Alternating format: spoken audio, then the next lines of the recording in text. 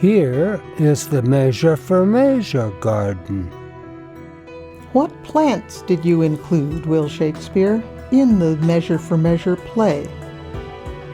Vines and grapes, birch and oak, myrtle and burrs, garlic and corn, medlars, peaches, and prunes. Oh, and violets. It seems that Measure for Measure delves into governance and corruption. Yes, what is judged as evil or good is to be repaid measure for measure. The story begins when the good Duke Vincenzo comes to understand that his city has fallen into corrupt ways, in large part because he has neglected to impose the laws, the needful bits and curbs to headstrong weeds. He says, fond fathers, having bound up the threatening twigs of birch, only to stick it in their children's sight for terror, not to use. In time, the rod becomes more mocked than feared. The Duke deputes Lord Angelo, well known for his strict virtue, to govern in his place, while he leaves for a little and leaves to him the task of putting an end to the corrupt ways of the city.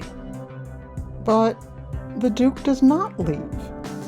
He disguises himself as a friar and observes what happens. And a great deal he sees. Coldly upright Angelo begins with harsh judgments against the behavior in the city. He arrests a well-respected young man, Claudio, for coming together with his beloved, while her dowry was still unsettled, and condemns him to death. Claudio's sister Isabella is at the point of taking her vows in a nunnery. She goes to Angelo to beg for her brother's life. Oh, yes. She pleads with him that it is excellent to have a giant's strength, but it is tyrannous to use it like a giant. Merciful heaven, thou rather with thy sharp and sulphurous bolt splits the unwedgeable and gnarled oak than the soft myrtle. But man, proud man, plays such fantastic tricks before high heaven as make the angels weep. Angelo has thought himself invulnerable to the vice he condemns in others. But he instantly falls in love with Isabella, and he determines that he must have her. Angelo acknowledges that his overmastering desire is not Isabella's fault. The tempter or the tempted, who sins most? Not she, nor does she tempt, but it is I that, lying by the violet in the sun, do as the carrion does, not as the flower. O cunning enemy, that to catch a saint with saints dost beat thy hook. Angelo falls into the same crime, for which he has condemned Claudio. And worse, he tells Isabella that she can save her brother's life only by giving herself to Angelo. Meanwhile, in his disguise as a friar, the Duke encounters not only Claudio, but Isabella, and also Lucio, the type of man who partakes in the corrupt casually, as the light talk of Lucio and those he consorts with that brings the touch of laughter to the play and its serious themes.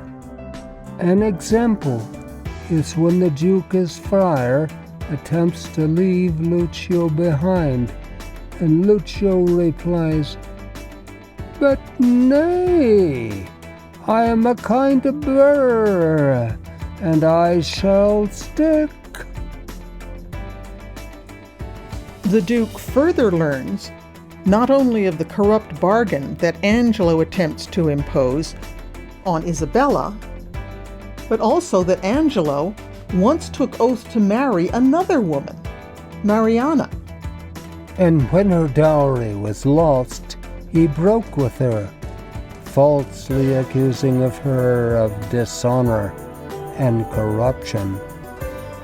Knowing all this, the Duke devises means to save Claudio's life, Isabella's purity, and Mariana's marriage all at once. He says to Mariana, "Come, let us go, our corns to reap, for yet our tithes to sow." The Duke comes to see that he cannot leave this matter to another. He must himself find the measure needed to stem the corruption of his city. We could say that he measures out the same sentence in every case. He requires Lucio, Claudio, and Angelo each to marry the woman to whom he is bound.